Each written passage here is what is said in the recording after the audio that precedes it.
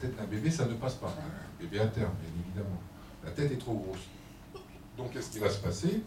Les contractions utérines, quand l'enfant va s'engager, les différents os du crâne vont se chevaucher les uns les autres. Pour réduire le diamètre crânien, première chose.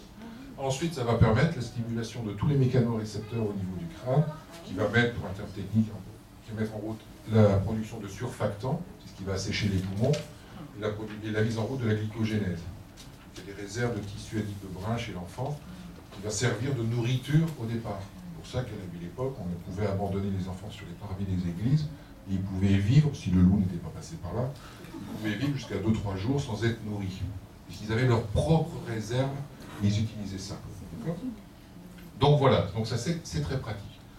Et puis l'enfant, lui, il va s'engager. Alors, s'il s'engage comme ça, ben, à un moment, ça coince, quoi qu'on fasse. Donc l'obstétricien va les regarder, va se rendre compte que la tête n'est pas bien orientée, il va essayer de l'orienter, on fait ça encore un petit peu plus. Et là, il va utiliser forceps ou ventouse. Et il y a des ventouses qui lâchent. Alors, je ne sais pas, il y en a qui ont déjà assisté à des naissances par ventouse? Ouais. Vous avez accouché comme ça? Oui. Ok, alors vous vous souvenez comment ça se passe? Oui.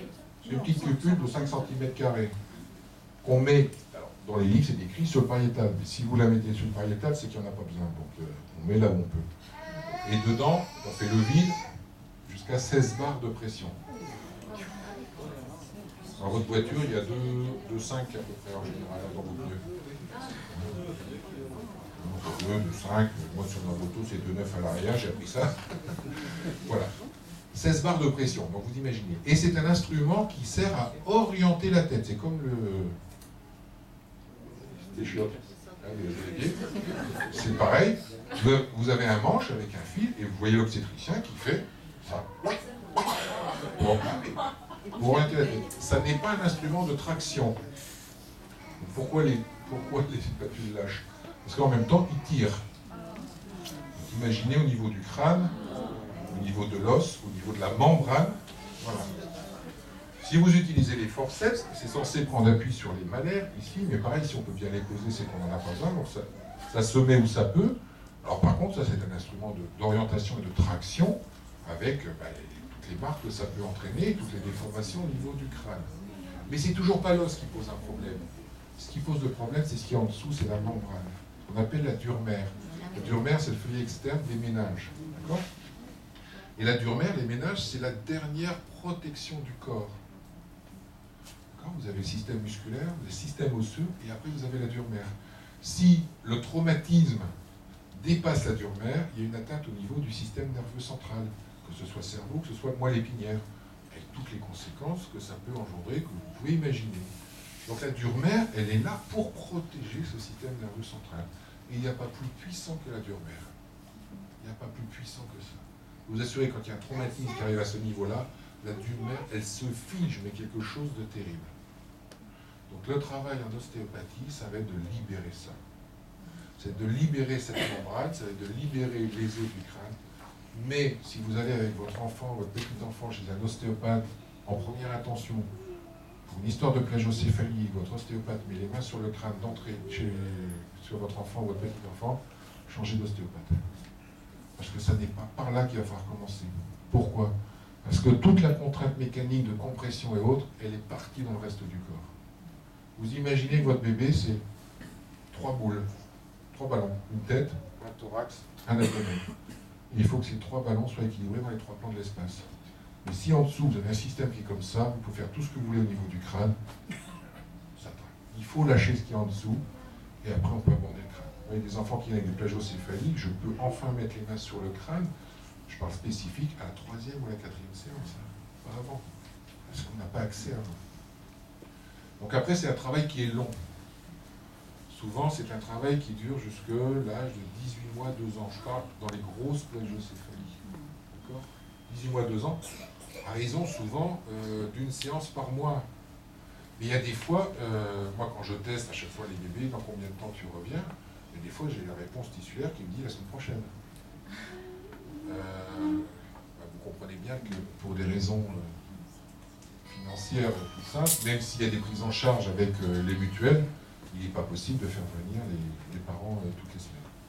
En tout cas en France. On n'a pas encore de centre, de clinique ou de choses comme ça qui peuvent ça. Donc voilà, vous avez des aides aussi par rapport à ça avec, alors il y a des portes de casque éventuellement, des orthèses de casque, un peu comme le principe de l'orthodontie mais au niveau du crâne. Sauf qu'en France on fait ça à Lyon, à Toulouse et maintenant à Rennes aussi. Ça a un certain coût, c'est pas pris en charge, donc il y a une association qui s'appelle Association Plagiocéphalie Info et Soutien, qui permet qui milite pour la reconnaissance de cette pathologie avec la prise en charge au niveau soit des orthèses crâniennes et surtout du suivi ostéopathique. Il existe aussi, ça on l'a eu, je vais pas le faire comme ça parce que voilà, ça c'est une déformation, ce qu'on appelle une brachycéphalie, c'est-à-dire que ça va directement d'une oreille à l'autre. Ah ben oui. Ce qu'on appelle en termes techniques une brachycéphalie. Mais bon, c'est... Qu'est-ce que je vais vous montrer d'autre? Mais c'est la même chose. Hein. C'est la même chose. Voilà, dans le cadre d'une craniosténose, alors ça c'est autre chose. Ça c'est une craniosténose, c'est automatiquement opéré, parce que là vous avez la suture coronale ici. Vous voyez que ça c'est la suture lambdoïde à l'arrière du crâne. Il devrait y avoir une autre suture ici qui n'existe pas. Donc il va entraîner cette déformation au niveau du crâne qui ressemble à une plagiocéphalie, qui n'en est pas une. D'accord? Voilà à quoi ça ressemble ce petit bonhomme. Qui n'en est pas une, vous voyez? On pourrait croire que la déformation ici, mais ça n'en est pas une. Alors ça c'est une seule indication, c'est la chirurgie. Voilà. La chirurgie, donc on scalpe l'enfant, d'accord, on découpe l'os, la suture, parce que c'est la dure mère en dessous qui a le pouvoir d'ostéogénèse. Il faut que ce soit fait avant l'âge de 18 mois, d'accord. Si c'est fait après, on met des plaques en titane pour réopérer régulièrement. Et donc les neurochirurgiens qui font ça, il y a vraiment des photos avant-après, il n'y a aucun problème, ils expliquent bien que quand ils enlèvent l'os, ici l'os qui est en train d'être enlevé, au moment où ils découpent l'os, ils vont enlever l'os, ils glissent la main pour retenir le cerveau. Et oui, parce que le cerveau va jaillir hors de la boîte crânienne. C'est vous dire, non mais ce qui est important, c'est vous dire la puissance du cerveau. Et c'est le cerveau qui modèle le crâne. Le cerveau est l'organe qui grandit le plus dans les 2 premières années, évidemment avec toutes les stimulations, il va produire des neurones, ça gonfle, et c'est lui qui va modeler le crâne. Donc nous, on n'a absolument pas le pouvoir de modeler quoi que ce soit, on a juste la capacité de pouvoir libérer tout ce qui est bloqué au niveau osseux, au niveau membranaire, et de laisser faire. C'est pour ça que c'est long. Parce que ça va aussi évoluer au fur et à mesure de l'évolution psychomotrice de l'enfant, dans son redressement, dans sa mise debout. J'ai découvert ça un jour avec un petit gamin que je traitais, que je vois à l'âge de, il y a 3-4 mois, et je le vois comme ça, pendant quelques mois, et puis il arrive à 10-11 mois, on est fin juin. Puis entre les vacances des parents, mes vacances, je ne peux pas le revoir avant septembre. Moi, ça avait bien avancé, mais le crâne restait toujours déformé. Et les parents reviennent en septembre, et le gamin a un crâne tout rond. Je ne vous dis pas comment j'étais vexé. Mais qu'est-ce que vous avez fait pendant les vacances? Rien. Et c'est là où j'ai compris, c'est qu'en fait, qu'est-ce qui s'était passé pendant les vacances? Et bien, il s'est mis debout, il a commencé à marcher.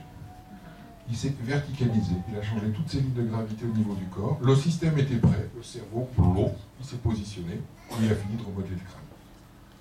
Donc là, j'ai compris que, bien sûr, nous, en tant qu'ostéopathes, on ne pouvait faire que ça. Mais il faut comprendre que cette dure mère, bien sûr, elle s'insère au niveau du crâne, mais elle descend tout le long de la colonne jusqu'au niveau du bassin. Et c'est pour ça que c'est important de libérer tous les systèmes pour que ce schéma puisse s'exprimer complètement en haut. Et c'est un boulot énorme. Donc il est important pour tous les enfants à venir, dans vos familles, chez vos amis, de conseiller d'aller voir un ostéopathe, même si la naissance s'est bien passée, parce que d'abord la naissance est de toute façon traumatique, qui plus est quand il y a eu instrument ou autre, pour être suivi par un ostéopathe. Donc le suivi classique de base, c'est 3, 6, 9, 12.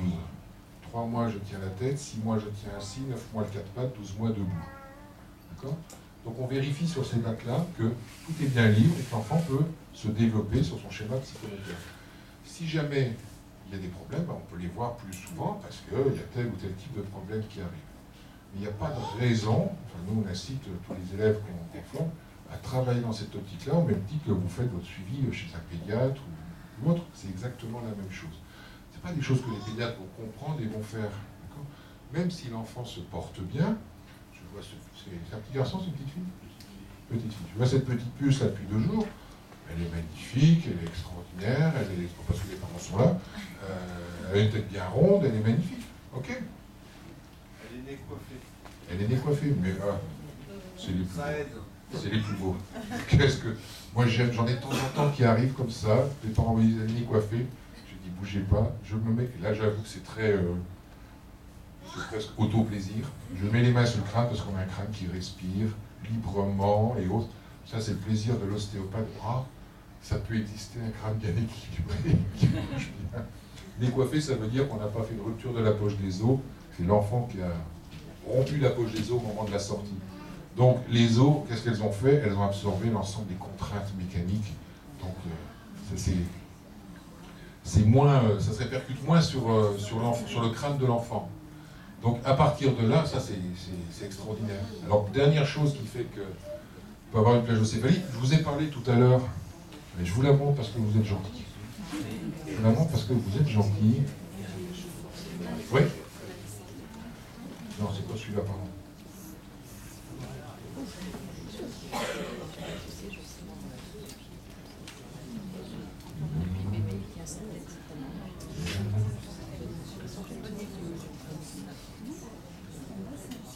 Voilà. Ça, c'est l'épaule gauche. Et ça, c'est l'oreille droite.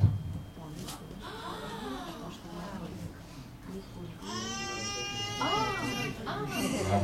Elle aussi, elle est d'accord. Alors, le jour où on a présenté ça, on avait dans la salle une sage-femme, ostéopathe, à Lyon. J'ai oublié son nom. Elisa Boileau, merci. Elisa Boileau. Éclate de rire. Bah, Elisa, qu'est-ce qui t'arrive? Elle dit, mais nous on fait pire dans les salles d'accouchement. On fait 195 degrés. Mais comment tu fais ça? Ben, au moment de la restitution. La restitution, c'est quand l'enfant a sorti la tête, il va faire sa rotation. En faisant sa rotation, il engage l'épaule, qui passe sous la symphyse pubienne, et après il y a juste à sortir. C'est l'enfant qui le fait. Sauf que là, pour des raisons diverses et variées, les sages-femmes, elles arrivent, et elles prennent la tête de l'enfant. On tourne la tête. Les épaules, elles font quoi, à votre avis? Elles sont coincées dans le bassin, elles ne peuvent pas bouger. Clac, clac, clac, clac, clac. Ah, c'est sûr qu'à un moment, ça suit. Ou alors c'est la tête qui sort toute seule. Pas de problème. Bah oui, quelle horreur, mais c'est comme ça que ça se passe. Moi, chaque fois que j'ai des sages-femmes, je leur demande comment vous faites la restitution, et je les engueule. Gentiment, mais je les engueule. Donc voilà cette réalité. Et cette réalité, ben, c'est la réalité tissulaire. Et c'est ça qu'il faut trouver. Bon, il y en a beaucoup qui disent, ouais, mais vous racontez n'importe quoi. Ouais, ben tiens, on raconte n'importe quoi. Où est-ce qu'ils sont? Ici. Tac. Présentation par siège. Vous voyez, le bras droit qui est coincé sous la jambe droite. Vous voyez, le thorax qui est complètement écrasé ici. Le système qui est complètement verrouillé. Ben, cette petite puce, elle m'a été amenée pour un problème de régurgitation. La première chose qu'elle m'a montré, c'est ça. Moi, je ne le sais pas, je n'ai pas de la radio. Elle me montre ça. Et là, les parents éclatent de rire. En général, quand on met les enfants dans des postures un peu bracadavantes, ils sont tous un petit peu stressés. Et là, le père me dit, ben oui, comme elle se présentait en siège, on voulait savoir si elle passait par voie basse. Donc on fait des radios du bassin pour mesurer. Donc on avait un radiologue qui a fait une radio du bassin. Donc on a pu voir la petite puce. Quand ils ont vu ça, césarienne, évidemment, elle ne peut pas passer là. D'accord? Mais c'est parce qu'elle m'a montré ça qu'elle a pu sortir de son schéma. Parce qu'elle ne s'est pas mise comme ça juste pour la photo. Hein. Ça fait des semaines qu'elle est bloquée comme ça. On sait bien qu'au niveau tissulaire, les mémoires sont complètement verrouillées. C'est ça qu'il faut comprendre, ce qu'est l'ostéopathie, c'est de comprendre cette histoire-là. On va rester là. il paraît qu'il faut en rester là. Ah, c'est gentil.